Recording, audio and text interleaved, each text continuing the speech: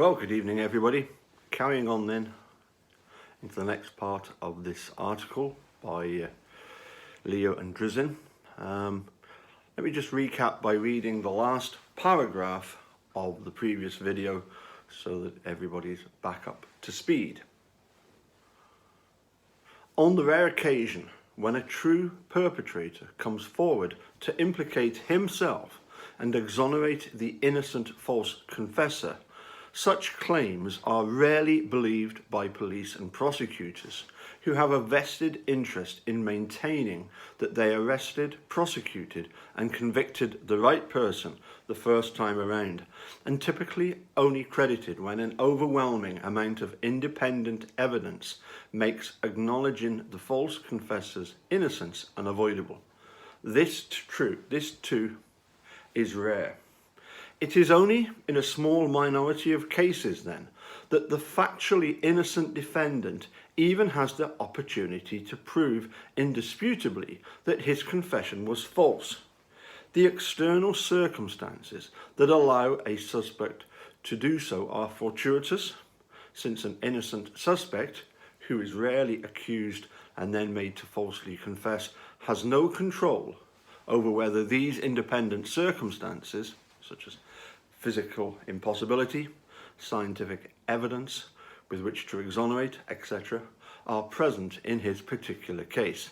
In the vast majority of alleged false confession cases, it is therefore impossible to completely remove any possible doubt about the confessor's innocence, even if all the credible case evidence strongly suggests that the suspect's confession is false, and none of it suggests that the suspect's confession is true.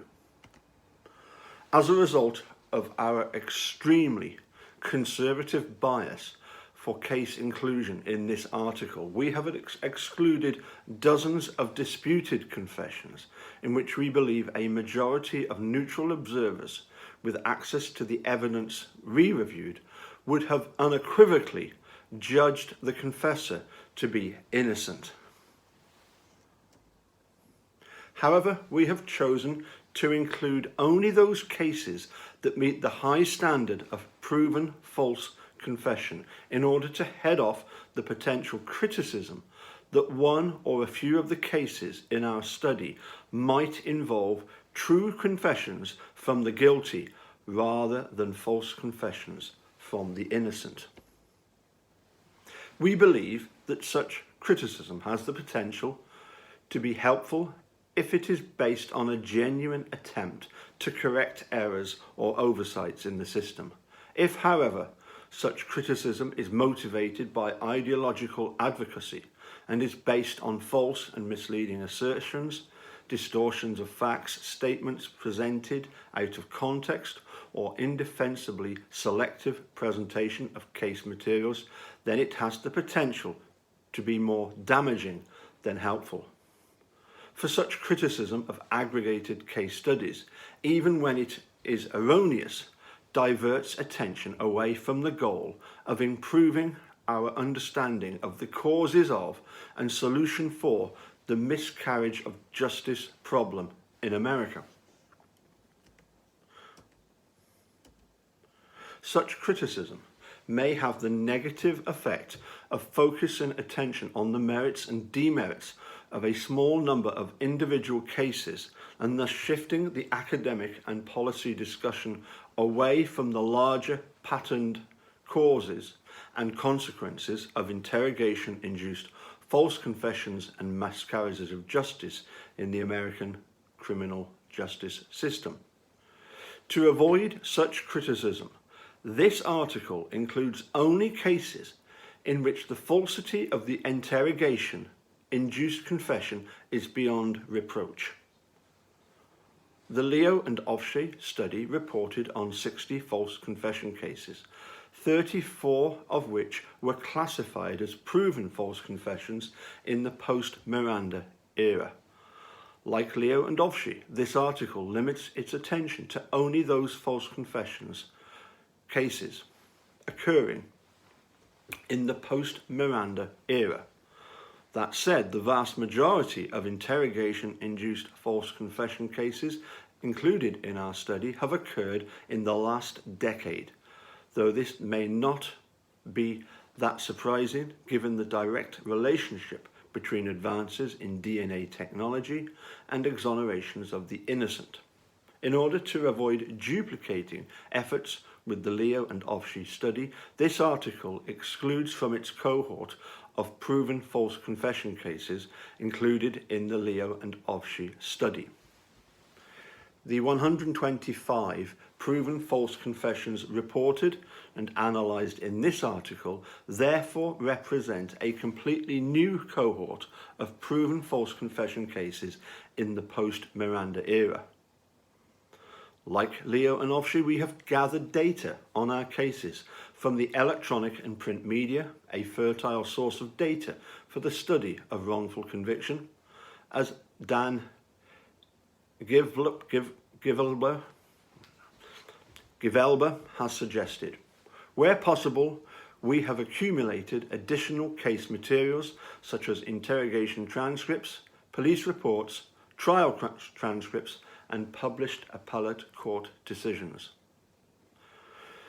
and verified the factual assertions contained in the media descriptions of our cases. However, we wish to emphasize that in our cases, there either is or should be no dispute about the factual innocence of the false confessor, and therefore our citation to media articles should not be problematic. No one is reasonably asserting guilt in the cases included in our sample. In all of the cases included in this article, the confessor's innocence can be conclusively proven because the crime did not occur. It was physically impossible for the suspect to have committed the crime. Scientific evidence dispositively established the suspect's innocence and/or the true perpetrator was identified. We arrived at these conclusions based on our analysis of a multiplicity of original and secondary sources and materials in the cohort of cases in this study. This article's collection of proven false confessions was not obtained through a random sample of police interrogation cases. Indeed, it is not even possible to randomly sample police interrogation cases, since American police forces do not systematically collect, quantify or tabulate data on the annual number or frequency of their interrogations. In fact, no organization in America collects such data. Additionally, as Badeau and Radlett have pointed out, most state officials are apparently not eager to assist investigators in identifying such cases from whatever records they might have available. As a result, there is no existing universe or database of police interrogation cases from which researchers would be able to draw a random sample.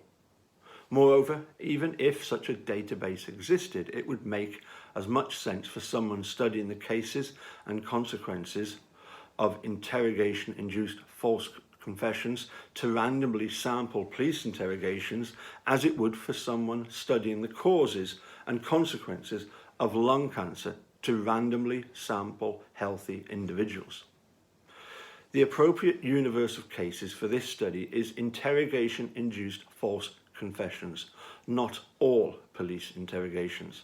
Since no organisation collects data or keeps statistics on false confessions, it is also not possible for researchers to draw a random sample of such cases.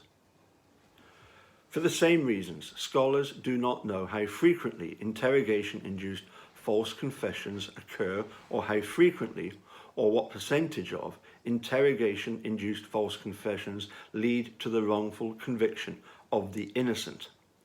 As Leo and Ofshe have pointed out, this is not only because no organisation collects data on the annual number of interrogations and confessions, but also because most interrogations are not recorded.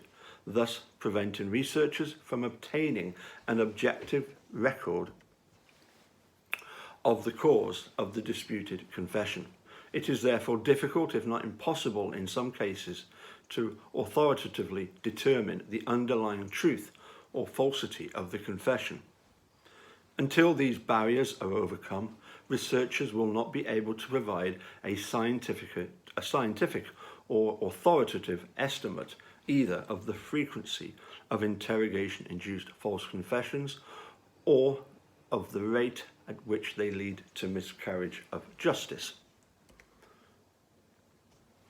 That researchers are not presently able to estimate the frequency of interrogation-induced false confession, however, does not make the academic study of police interrogation and false confession any less scientific or important. What is most important from a scientific perspective is to be able to understand and explain how and why a particular phenomenon occurs, not to estimate its rate of occurrence. The social scientific study of police interrogation and false confession meets this standard. Dating back almost 100 years, the psychological and criminological research on these topics is well established, employing a number of recognized scientific methods, e.g. laboratory experimentation, participant observation, interviews, surveys and analysis of archival and documentary records. Psychologists, criminologists and other social scientists have generated a rich scientific literature and body of knowledge on the study of interrogation and confession, with generally accepted methods, theories and findings. This article seeks to make a positive contribution to this literature, as well as to the policy debates regarding how best to minimise the problem of interrogation-induced false confession and the miscarriages of justice that they undoubtedly cause.